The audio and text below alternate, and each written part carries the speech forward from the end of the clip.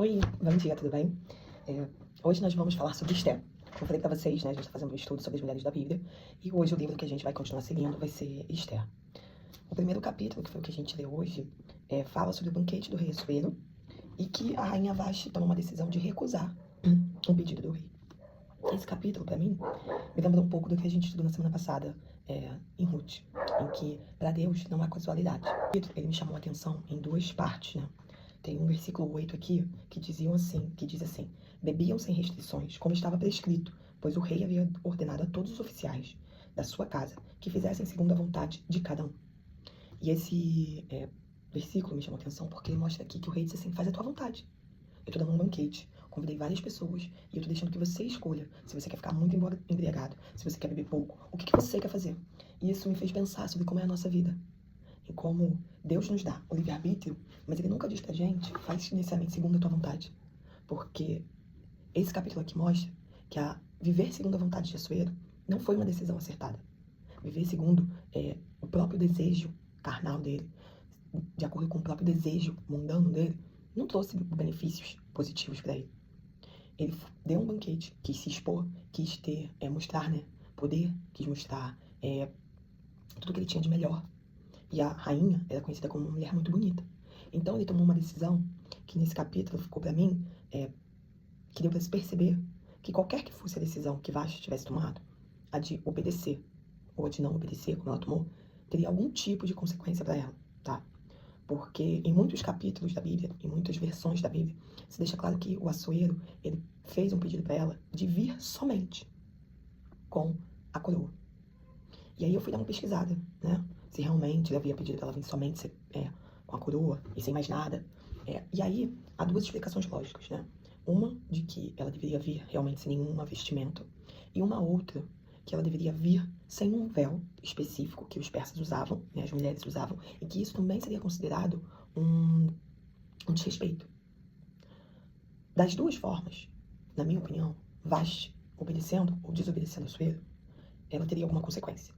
E das duas formas, do meu ponto de vista, ela ia acabar sendo mandada embora. Primeiro, porque depois que a embriaguez passasse, depois que a bebedeira se fosse, ele ia se colocar, né, no local dele e provavelmente ia ficar envergonhado de ter apresentado a esposa dele daquela forma. De que todo o povo tivesse visto a esposa dele daquela forma. Qual é o homem, né? Qual é o ser humano que quer apresentar assim, né? Vai fazer com que os outros cobissem o que é seu, que era o que ele queria, que as pessoas cobiçassem o que ele tinha. E o ponto principal no meu pensamento é que foi aquilo que eu falei, que esse capítulo me faz lembrar o capítulo 2 de Ruth, onde não há casualidade para Deus. Essa foi a estratégia que Deus utilizou para que Assuero necessitasse de uma nova rainha, né? De uma rainha que fosse uma rainha que pudesse ajudar e pudesse proteger o povo de Israel.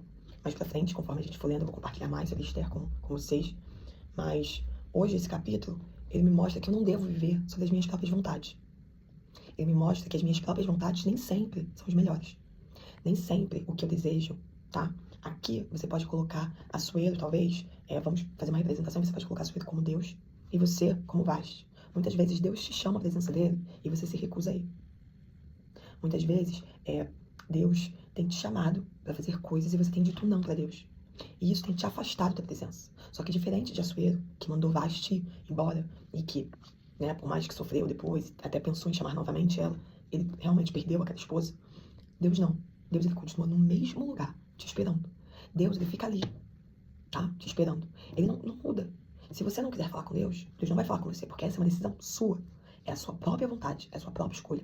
Hoje, nesse capítulo, você consegue ter a atitude, tanto de Assuero, muitas vezes, quanto a atitude de Vashti. Muitas vezes a gente decide viver pelas nossas próprias vontades, e não pela vontade de Deus. E aí a gente escolhe, a gente quebra a cara, a gente se decepciona com Deus. Mas por que eu vou me decepcionar com Deus se não foi Deus que mandou você fazer isso?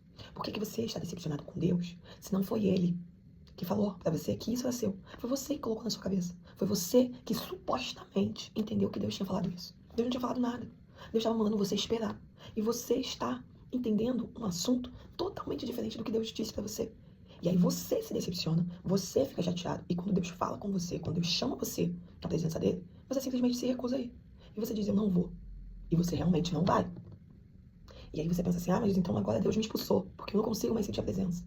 Você não sente a presença porque você não consegue pedir o seu perdão. Porque você não consegue reconhecer o seu erro. Deus, ele continua de braços abertos, te esperando. Ele continua de braços abertos, tá? Esperando você. Ai, mas Deus não falou mais comigo, Camila. Deus nunca mais me mandou uma palavra. Porque talvez você liberou uma palavra dizendo assim, Deus, não quero mais. Não quero nem saber. Você orou. Você botou seu joelho no chão e orou. E falou com Deus. Ou depois do não que você disse pra Deus, você simplesmente nunca mais orou. Você simplesmente nunca mais foi à igreja. Ou talvez você faça como eu já fiz há uns anos. Você ia à igreja pra cumprir um ritual. E só ia. Mas não ia lá e adorava. Não ia lá e prestava atenção na palavra. Você só ia. Só botava seu corpo lá, sentava e ficava. E aí você quer que Deus fale com você. Como é que Deus vai falar com alguém que não fala com ele?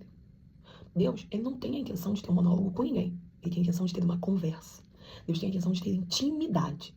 Então que hoje, eu e você, possamos buscar novamente a intimidade com Deus. E se você por algum motivo ficou chateado, decepcionado com Deus, faça uma avaliação. E se pergunte, foi Deus que me prometeu isso? E se foi Ele que te prometeu, deixa eu te dizer uma coisa.